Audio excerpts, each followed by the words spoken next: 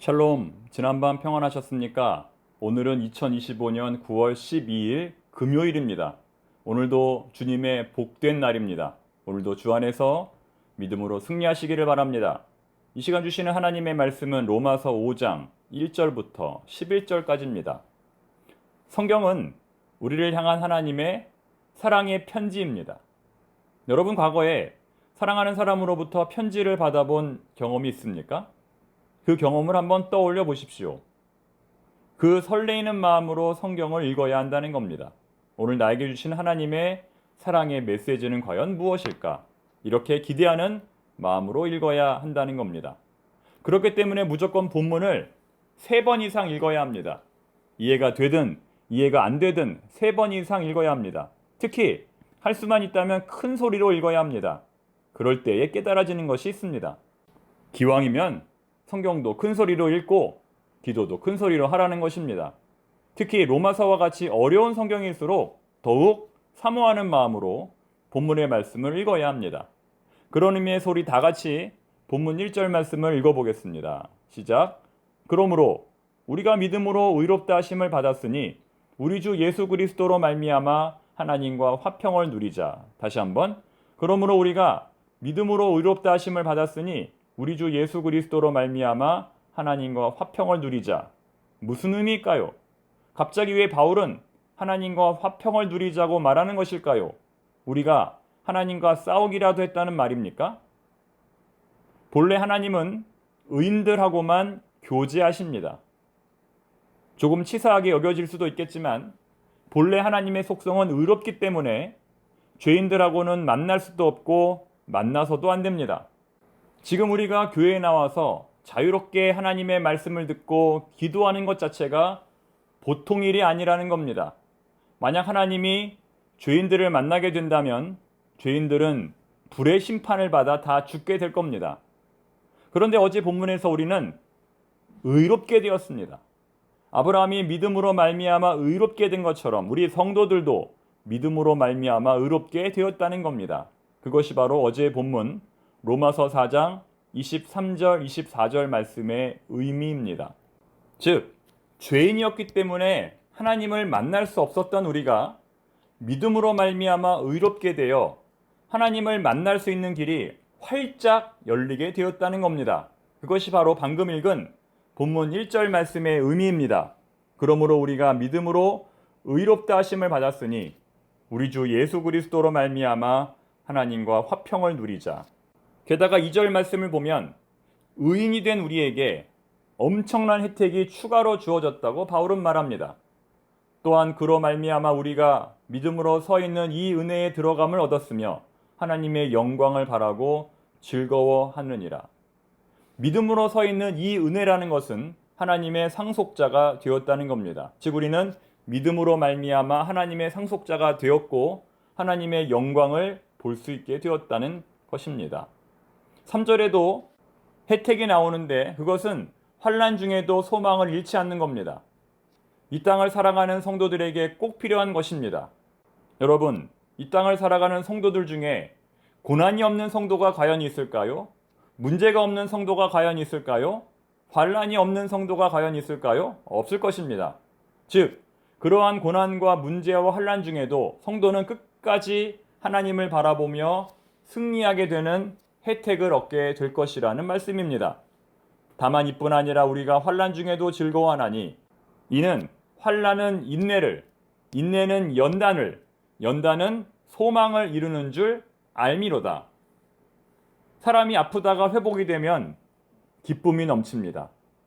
한 번도 아파보지 않은 사람은 느낄 수 없는 그런 기쁨을 자주 아픈 사람들이 느낀다는 겁니다. 마찬가지로 고난 중에 있는 사람은 그 어려움을 이겨냈을 때 말로 형용할 수 없는 엄청난 기쁨을 누리게 됩니다. 즉 고난이 크면 클수록 그로 인한 기쁨도 크다는 겁니다.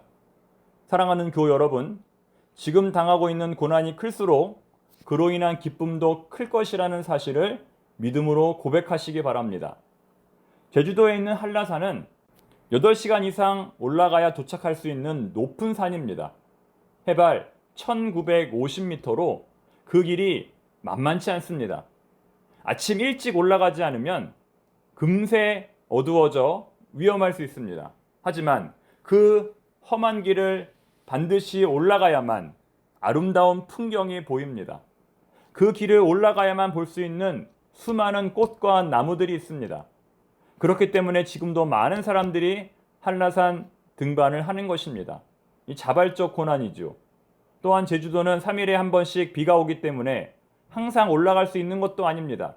즉, 어떤 사람이 올라갈 수 있냐면 겸손한 자만이 올라갈 수 있고 고난을 이겨낸 자만이 올라갈 수 있다는 겁니다. 그런 사람들에게만 주어지는 기쁨이 있는 것입니다. 사랑하는 교우 여러분, 지금 당하고 있는 우리의 고난이 위기가 아닌 기회가 되고 고통이 아닌 기쁨으로 변화되기를 바랍니다. 본문 6절 이하의 말씀은 참으로 놀라운 영적인 원리를 우리에게 가르쳐 줍니다. 하나님은 언제부터 우리를 사랑하셨을까요? 한번 생각해 보십시오. 하나님은 언제부터 우리를 사랑하셨을까요? 우리가 청파동교회에 나와서 열심히 출석하고 열심히 봉사하고 열심히 헌금 생활하기 시작했을 때부터 사랑하셨을까요? 아니면 만세 전부터, 태초부터, 어머니의 뱃속에 있을 때부터 우리를 사랑하셨을까요? 하나님은 만세 전부터, 태초부터, 어머니의 뱃속에 있을 때부터 우리를 선택하시고 우리를 사랑하셨습니다. 즉, 우리가 예수님도 안 믿고 교회도 안 다니고 죄인의 상태에 있었을 때부터 우리를 사랑하셨다는 겁니다. 그런데 지금은 예수님도 잘 믿고 교회도 열심히 다니고 전도도 열심히 하고 봉사도 열심히 하니 하나님께서 우리를 얼마나 더 많이 사랑하실까요? 바로 그 내용입니다.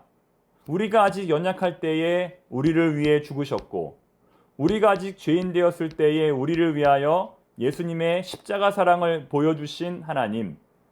지금은 그 죄의 문제가 해결되고 믿음으로 말미암아 의롭게 되어 하나님과의 관계가 회복되었으니 얼마나 구원의 기쁨과 은총이 넘치겠느냐, 얼마나 하나님이 우리로 말미암아 기뻐하시겠느냐라고 말씀하는 것입니다. 여러분, 이것을 전도로 한번 적용해 보면 어떻게 될까요? 우리가 전도한 사람이 나중에 교회의 일꾼이 된다면 그것만큼 보람된 일이 없습니다. 우리가 누군가를 전도하기 위해 때로는 밥도 사고 커피도 사고 많은 노력을 하게 되는데 나중에 그 사람이 예수님을 잘 믿고 하나님 나라에 꼭 필요한 신실한 그리스도인이 된다면 그것만큼 보람된 일이 없습니다. 교회에서 주는 전도상이 없을지라도 기뻐할 수 있습니다. 즉, 우리는 전도 대상자들을 지금부터 사랑하고 섬길 것이며 그 사람이 나중에 예수 믿고 거듭나게 된다면 그때는 지금보다 더 사랑하고 더 많이 섬길 겁니다. 그 사람은 나의 면류관이 될 것입니다. 즉, 전도 당한 사람도 기쁘지만 전도한 사람은 더 기쁘다는 겁니다. 여러분, 그 날을 생각해 보십시오. 하나님은 나를 죄인 되었을 때부터 사랑하셨고 지금은 그때보다 더 많이 사랑하십니다. 마찬가지로 우리도 우리의 전도 대상자들 지금도 사랑하고 섬길 것이지만 앞으로 그가 예수 믿고 거듭나게 되면 더 많이 그를 사랑하고 섬길 것입니다. 여러분, 그런 꿈을 가지시고 날마다 복음을 증거하는 청파동의 모든 교우들이 되시기를 바랍니다. 한 사람의 이름을 기억하며 그 사람을 위해 기도하는 우리 모두가 되기를 바랍니다. 기도하겠습니다. 하나님 아버지, 이 얼마나 놀라운 은혜인지요.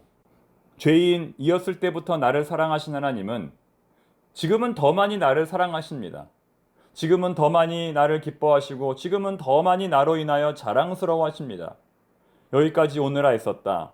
힘든 중에도 예배 잘 드리고 기도 생활 열심히 하고 교우들을 잘 섬기는 너의 모습이 너무나 자랑스럽다 말씀하십니다. 저희들 주변에는 전도 대상자들이 있습니다.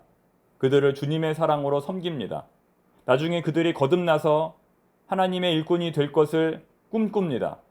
반드시 그렇게 될 줄로 믿습니다. 기도 없이 전도 없고 전도 없이 기쁨 없다.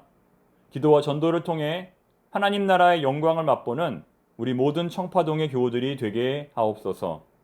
전도할 수 있도록 건강 주시고 전도할 수 있도록 믿음 주시고 전도할 수 있도록 지혜를 허락하여 주옵소서. 예수님의 이름으로 기도드립니다. 아멘.